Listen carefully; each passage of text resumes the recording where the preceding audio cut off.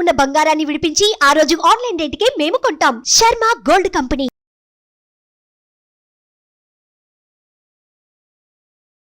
నమస్కారం, సుమన్ టీవీకి స్వాగతం. ప్రస్తుతం మనతో పాటు ఉన్నారు ప్రముఖ జ్యోతిష శాస్త్ర పండితులు, శ్రీచక్రపీఠ వ్యవస్థాపకులు శ్రీ ప్రదీప్ జోషి గారు. గురుగారు నమస్కారం. శ్రీమాత్రే నమః. గురుగారు, శ్రీ పద్మనాభ స్వామి ఆలయంలో కళ్ళు మిరుమెట్లు గొలిపించే విధంగా ఒకప్పుడు టన్నుల కొద్ది బంగారం అనేది దొరికింది. నిజంగా అందరికీ చాలా ఆశ్చర్యంగా, మహా అద్భుతంగా అది అనిపించింది. ఒక రూమ్ ఉంది, అది నాగబంధనం వేశారు, అది ఓపెన్ చేయడానికి ఎవరికి సాధ్యం కూడా కావట్లేదు. ఇప్పటికీ అదైతే ఓపెన్ చేయలేదు. అదే మాదిరిగా ఇప్పుడు పూరిలో కూడా అటువంటి రత్న భాండాగారం ఉంది అని వినిపిస్తుంది. నిజంగా ఉందా? దాని రహస్యం ఏంటో తెలియజేస్తారా? శ్రీ గురుభ్యో నమః. శ్రీమాత్రే నమః. ఇప్పుడు సాధారణంగా మనిషికి ఉండే లక్షణం ఏంటంటే, ఎవరి దగ్గరైనా సంపద ఉంటే గనక సంపదను చూసి మనిషి తన దగ్గర ఉన్నట్టుగా ఫీల్ అయిపోతాడు అనమాట. మనిషికి ఉన్న సాధారణ లక్షణం. అది చూసేసరికి ఇంత బంగారం అని ఆనందపడిపోతాడు. అది మనిషికి ఉండే సహజ లక్షణం. కానీ అది తనకెన్నటికీ దొరకదు, తన వల్ల అయితే కాదు. కానీ ఇప్పుడు ఏం జరుగుతుంది అని అంటే, ఈ రాష్ట్ర ప్రభుత్వాలు కానీ కేంద్ర ప్రభుత్వాలు కానీ ఈ దేవుడి మాన్యం మీద ఎక్కువగా పడిపోతున్నారు. సో ఇప్పుడు తమిళనాడులో కూడా కొన్ని దేవస్థానాలకు సంబంధించిన చాలా రహస్యాలు నేను మీడియా పూర్వకంగా చెప్పలేను, నా వరకు తెలిసిన చాలా ఉన్నాయి. ఎన్నో దేవాలయాలు కింద పలగొట్టేశారు. ఎంత డబ్బులు లాగాలో అంత డబ్బులు లాగేసుకుని తీసుకెళ్ళిపోయారు. దేవుడు సొమ్ము ఎత్తుకుపోయారు. చాలా దేవుడు సొమ్ము ఎత్తుకుపోయారు. ఇప్పటికీ చాలా చోటు జరిగాయి. అంటే అన్అఫిషియల్గా నాకు చాలా విషయాలు తెలుస్తాయి కాబట్టి దాన్ని మనం ఏం చేయలేము. ఇంకా అట్లాగే చాలా జరిగాయి. ఎంత చెప్పినా వేస్టే. హిందువులు ఎప్పటి వరకు అయితే కళ్ళు మూసుకొని ఉంటారో, నోరు మూసుకొని ఉంటారో, అప్పటి వరకు ఈ దోపిడీ జరుగుతూనే ఉంటుంది. ఐక్యమత్యం హిందువుల్లో రానిసేపు దోపిళ్ళు జరుగుతూనే ఉంటాయి. ఇప్పుడు అందరి యొక్క దృష్టి ఇప్పుడు పూరి జగన్నాథుడి మీద పడింది. అక్కడ రత్న భాండారం ఉంటే దాన్ని ఎట్లా దోచుకోవాలని దాని మీద కూడా పడ్డారు. సరే, అది దేవుడు సొమ్ము, దేవుడు ఎట్లా కాపాడుకోవాలో తెలుసు. మీరు ఇప్పుడు ఈ ప్రశ్న అడగడానికి కూడా కారణం ఏంటంటే, ఈ మధ్య ఎక్కువగా చాలామంది సెర్చ్ చేస్తున్నారు కాబట్టి ఇది అందరూ తెలుసుకొని ఏం సాధిస్తారో కూడా నాకు తెలియదు. కానీ నేను మీకు ఒక రహస్యం చెప్తాను, వినండి. ఈ రహస్యం తెలుసుకున్నా పెద్ద జరిగేది ఏం లేదు. ఎందుకోసమంటే నాకు తెలుసు, దైవశక్తి ఏందో బాగా తెలుసు. ఒకప్పుడు శమంతకమణి అని ఉండేది ద్వాపర యుగంలో. శమంతకమణి యొక్క శక్తి ఏమిటి అని అంటే, బంగారం బయటకు రావడం. అది ప్రతిరోజు కొన్ని టన్నుల బంగారం ఇస్తుంది. ఆ శమంతకమణి బంగారం ఇచ్చినంతసేపు ఏమైపోయిందనంటే, ద్వారక మొత్తం బంగారమయం అయిపోయింది. ప్రజలందరి దగ్గర బంగారం అయిపోయింది. అసలు బంగారం ఇక కృష్ణుడు పంచుతానే ఉన్నాడు, అందరికి ఇస్తానే ఉన్నాడు, బలరాముడు ఇచ్చేస్తూ ఉన్నాడు, బంగారం వస్తూనే ఉంది. వీధులు బంగారమయమైపోయాయి, గ్లాసులు బంగారం అయిపోయాయి, ఇంటి పైకప్పులు బంగారం అయిపోయాయి, ఇనుప కడ్డీలు, స్తంభాలు అన్ని బంగారం అయిపోయాయి. తర్వాత అందరూ పని చేయడం మానేశారు. ఇంకా ఈ బంగారం ఎక్కువైపోతుంది, బంగారం అక్కడ ఇక్కడ ఇవ్వడము. అప్పటికి కూడా బంగారము క్రయ విక్రయంలో చాలా ప్రధాన భాగస్వామి. బలరాముడికి విపరీతమైన కోపం వచ్చింది. బంగారం బ్యాన్ చేసేసాడు బలరాముడు. అంటే వ్యవహారము లోపల బంగారం బ్యాన్. ఇంకా ఒక్కోళ్ళకి బంగారం ఇచ్చి పుచ్చుకోవడం అనేది బ్యాన్. ఇంకా సో ఎవరి దగ్గర ఎంతెంత బంగారం ఉందో ఇచ్చేయండి అని చెప్పేసి బంగారాన్ని మొత్తం కూడా తీసేసుకున్నాడు బలరాముడు. తీసుకొని అందరూ వ్యవసాయం చేయాలి, అందరూ పని చేయాలి, అందరికీ నేనే భోజనం పెడతా. ఇంకా ఏం అందరూ బతికేది దేనికోసం? తిండి కోసమే కదా. నేను ఎవరెవరి కులవృత్తులు అవన్నీ కూడా చేయండి, అందరూ మీరు చేసిన పనులన్నీ కూడా మార్కెట్లో పెట్టండి, ఎవరికి ఏది కావాలో అది అంతవరకు మాత్రమే వస్తువులు తీసుకోండి, తినండి, నేను అన్నం పెడతాను, భోజనం చేయండి, తిరగండి. నో బంగారం. ఇంకా బంగారం ఇచ్చిపుచ్చుకోవడాలు వాల్యూస్ లేవని మొత్తం బంగారం అంతా తీసేసుకున్నాడు. తీసుకొని ఆ శమంతకమని ఉద్ధవుడికి ఇచ్చేసాడు. ఆ శమంతకమని సముద్ర గర్భం లోపలికి వెళ్ళిపోయింది. ఇప్పటికీ ఆ శమంతకమని ఒక ప్రత్యేకమైన ప్రదేశంలో ఉంది. అది కూడా మనకి పురాణంలో చెప్పారు. అది కూడా నేను ప్రత్యేకంగా వీడియోలో చెప్తాను, ఎక్కడుంది శమంతకమణి అని. మీ గూగుల్ మ్యాప్లో కూడా లొకేట్ చేసి చెప్తాను. ఆ కావాలంటే వెళ్ళి తెచ్చుకుంటా అంటే వెళ్ళి తెచ్చుకోండి శమంతకమణి. అక్కడ ఇంకా బంగారం వీలుంటుందా లేదో చెప్పలేదు, చెప్తాను అది కూడా. ఆ తర్వాత బలరాముడు ఏం చేశాడు అంటే, 108 దివ్య దేశాలని కూడా విష్ణు క్షేత్రాలని 108 విష్ణు క్షేత్రాలు, ఆ 108 విష్ణు క్షేత్రాలన్నింటిని కూడా నిర్మాణం చేయించారు. 108 విష్ణు క్షేత్రాలు కట్టారు. ఆ విష్ణు క్షేత్రాలన్నిట్లోనూ ఈ బంగారం నిల్వలు ఉన్నాయి. ఒక్క దగ్గర కాదు. పూరి అందుకే అయితే జగన్నాథుడే ఇప్పుడు కాదు, విష్ణు క్షేత్రాల్లో మాత్రమే లభ్యమవుతున్నది. ఉమ్, పూరి జగన్నాథుడే కాదు, అనంత పద్మనాభ స్వామి కాదు, 108 విష్ణు క్షేత్రాలన్నిట్లోనూ బంగారపు నిల్వలు ఉన్నాయి. కాకపోతే అవి ఎవరికి దొరకవు. ఎవరైతే దాన్ని పట్టుకోవడానికి వెళ్తారో వాళ్ళ చావు తథ్యం. చావు కావాలి అని అంటే దేవుడు మాన్యం కోసం వెళ్ళండి, బతకాలి అనుకుంటే దేవుడు మాన్యం జోలికి వెళ్ళకండి. ఎందుకోసం అంటే వాటన్నిటి కూడా బలరాముడే రక్ష. బలరాముడు అంటే ఎవరు? శేషదేవుడు. ఆ శేషదేవుడే రక్ష.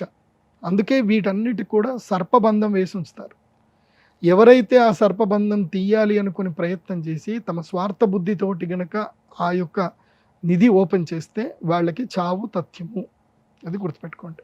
ఇక్కడ కూడా అలానే ఉందంటారా? ఇక్కడ పూరి కూడా జగన్నాథ ఈ టెంపుల్లో 108 దివ్య దేశాలు, అన్నిట్లో ఉందా? ద్వారకాలోనూ ఉంది, పూరి జగన్నాథ్లోనూ ఉంది, తిరుపతి వెంకటేశ్వర స్వామి దగ్గర కూడా నిధి ఉంది, అక్కడ కూడా ఉంది.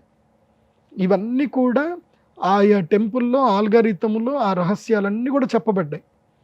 అవి కేవలము అంటే అప్పటి రాజులు వాళ్ళకు ఉన్నటువంటి ఆ బంగారాన్ని అంతటిని తీసుకెళ్లి ఆ దేవాలయాల్లో పెట్టారు పెట్టారు. పెట్టారు అవన్నీ రహస్యబంధంగా పెట్టారు, సర్పబంధం చేసి పెట్టారు. అది ఒక కాలం వచ్చినప్పుడు మాత్రమే ఆ బంగారం బయటపడుతుంది. అప్పటి వరకు ఆ బంగారం బయటపడదు. ఎవరైనా ఆ బంగారం ముట్టడానికి పోయినా వాళ్ళకి చావు తథ్యం. సర్పదంశనం తప్పకుండా ఉంటుంది. సర్పము అంటే కేవలం పాము వచ్చి కుడుతుంది అనుకోకండి. చావు. కాలం అంటే ఏంది? చావు. కాలము సర్పము రెండు ఒకటే. కాలం ముందుకెళ్తుందా వెనక్కి వెళ్తుందా? ముందుకే వెళ్తుంది. పాము ఎప్పుడైనా వెనక్కి వెళ్ళడం చూసారా? సో పాము కూడా ముందుకే వెళ్తుంది. కాలమును సర్పము ఒకటే అంటారు, అదే కాల సర్పం. కాబట్టి ఇప్పటికి కూడా పూరి జగన్నాథ్లో అమోఘమైన రత్న భాండారాలు ఉన్నాయి.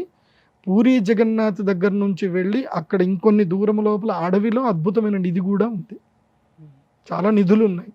ఇంకా శ్రీశైలంలో నిధులు ఉన్నాయి, తిరుమలలో నిధులు ఉన్నాయి, తర్వాత అహోబిలంలో కూడా నిధులు ఉన్నాయి. చాలా చోట్ల నిధులు ఉన్నాయి, కానీ అవి అందరికీ దొరకవు. నేను ఒకటే, నిధి కోసం ఎవడు వెళ్ళినా వాడికి చావు తథ్యం. నేను అబ్జర్వేషన్ చేసింది ఏంటంటే, నా జీవిత కాలంలో నేను ఎంతో రీసెర్చ్ చేశాను, ఎంతోమందితో తిరిగాను, అన్నీ చూశాను. నిధి కోసం వెళ్ళిన వ్యక్తి ఆ నిధిని పొందినా కానీ వాడికి జీవితంలో ఆయుష్ ఉండట్లేదు, ఆరోగ్యం ఉండట్లేదు. ఆ నిధి సంపాదించుకొని ఏం చేస్తాడు చెప్పండి? ఆ నిధిని ఎవడు ముట్టినా ఏదో ఒక రోగం వస్తుంది వాడికి. ఏం చేస్తాడు చెప్పండి ఆ నిధి తీసుకొని? ఇప్పుడు అనుభవించడానికి కావాల్సింది శరీరమే. శరీరమే సరిగ్గా లేదు, దాన్ని పెట్టుకొని ఏం చేస్తారు? ఏం చేయలేరు. ఇప్పటికీ కూడా పూరిలో కింద కూడా ఒక నగరం ఉంది అని మనకి పురాణాలు చెప్తున్నాయి. కానీ అనంత పద్మనాభ స్వామి టెంపుల్లో కొన్ని గదుల్లో ఉన్న మొత్తం అంతా తీసేశారు కదా బంగారం. లేదు, ఓన్లీ ఒక్క దగ్గర ఇంకా మాత్రమే ఒక గది నాగబంధనం. తీయలేదు. ఆ గది తీస్తే ఇంకా విలయమే ఉంటుంది. అది కాకుండా దానికన్నా ముందున్న కొన్ని గదుల నుంచి తీశారు కదా. తీసినా కానీ అవన్నీ ఆడిట్ చేసి మళ్ళీ అక్కడే పెట్టారు, ఏవి ముట్టలేదు. సుప్రీంకోర్టు ఆర్డర్స్ ఇచ్చారు కదా, కాబట్టి ఏవి ముట్టలేదు. దేవుడు ఎక్కడైనా, ఇప్పుడు ఒకటి గుర్తుపెట్టుకోండి అండి, నేను చాలామంది అనుకుంటారు నేను దేవుడి సొమ్ము ఈజీగా తినొచ్చు అనుకుంటారు. నేను జ్యోతిష్యం చూసి చూసి పండిపోయింది మైండ్ అంతా. ఎవడెవడికి ఏ టైంలో ఏ కర్మఫలం ఎలా కొట్టాలో తప్పని కొడుతుంది వాడికి. ఆ డబ్బు అసలు దేనికి పనిచేయదు, గుర్తుపెట్టుకోండి. దైవ బలం ముందు డబ్బు నథింగ్. అసలు ఇలా అంతే. ఇప్పుడు చూడండి, సునామీ వచ్చింది, వరదలు వచ్చాయి, కొట్టుకుపోతున్నాయి. ఎవడు కాపాడుతున్నాడు? ఎక్కడ ఒక రోగం వచ్చింది, ఇంటి శరీరంలో ఒక చిన్న ఒక కణం పుట్టింది, క్యాన్సర్ కణం, ఎన్ని వేసుకున్న ప్రాణం కాపాడుతుందా? కాపాడదు కదా. డబ్బు ప్రాణాలను ఎప్పుడూ కాపాడదు. అందుకే కర్మఫలం చాలా ముఖ్యం, గుర్తుపెట్టుకోండి. దేవుడి సొమ్ము మీద ఎవరు ఆశ చూపించకండి. ఎక్కడ ఏది దొరికినా, ఇప్పుడు పూరి జగన్నాథే కాదు, ఇంకొన్ని రోజుల తర్వాత ద్వారకలో కూడా ఇంకోటి నిధి బయటపడుతుంది. దానికి కూడా ఒక ద్వారం ఉందని చెప్తారు, ద్వారకలో కూడా వస్తుంది.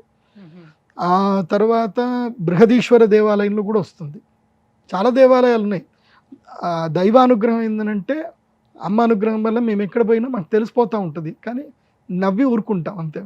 నాకు కానీ మా గురువు గారికి కానీ, చాలామంది మేము పండితులు ఉన్నాం, మాకు మొత్తం అన్నీ తెలుసు. వెళ్ళినప్పుడు ఇక్కడ నిధులు ఉంటాయి ఇంకొంత అని తెలుస్తుంది, నవ్వి ఊరుకుంటాం అంతే. ఎందుకోసం అంటే దాని మీద ఆశ ఉంటే కదా. ఆశ ఉన్నోడికి దాని గురించి ప్రయత్నం చేస్తాడు, ఆశ లేనోడికి నవ్వుతాడు అంతే. అంతే కదా. సో ఎప్పుడైనా ఒకటి గుర్తుపెట్టుకోండి, పరసొమ్ము దైవ సొమ్ము. పరసొమ్ము మీద, వేరే వాళ్ళ మనుషుల సొమ్ము మీద మీరు ఆశపడ్డా దానికి చిన్న చిన్న శిక్షలు ఉంటాయి, కానీ దేవుడి సొమ్ము మీద ఆశపడితే వంశాలు వంశాలు కొట్టుకుపోతాయి. జన్మ జన్మాంతరాలు ఆ దుఃఖం అనుభవించాలి. అందుకే నేను లాస్ట్ టైం కూడా ఒక వీడియోలో చెప్పాను, ఎవడైతే అంగవైకల్యంతో పుడతారో, ఎవరైతే శిక్షలు అనుభవిస్తుంటారో, జీవితంలో కర్మఫల రీత్యా బాధలు అనుభవిస్తూ ఉంటారో వాళ్ళని చూసి అయ్యో పాపం అనకండి. ఎందుకోసమంటే జ్యోతిష్ శాస్త్రము కర్మ విపాకం ఏం చెప్తుంది అని అంటే, నువ్వు అలాంటి దుష్కర్మలు చేస్తే తప్ప ఇలాంటి జీవితం నీకు దొరకదు. ఎప్పుడో దైవం సొమ్ము తినే ఉంటావు కాబట్టి నీకు ఇలాంటి జీవితం వచ్చింది. కాబట్టి అలాంటి వాళ్ళని చూసి అయ్యో పాపం అనకండి. కాకపోతే అన్నం మాత్రం పెట్టండి.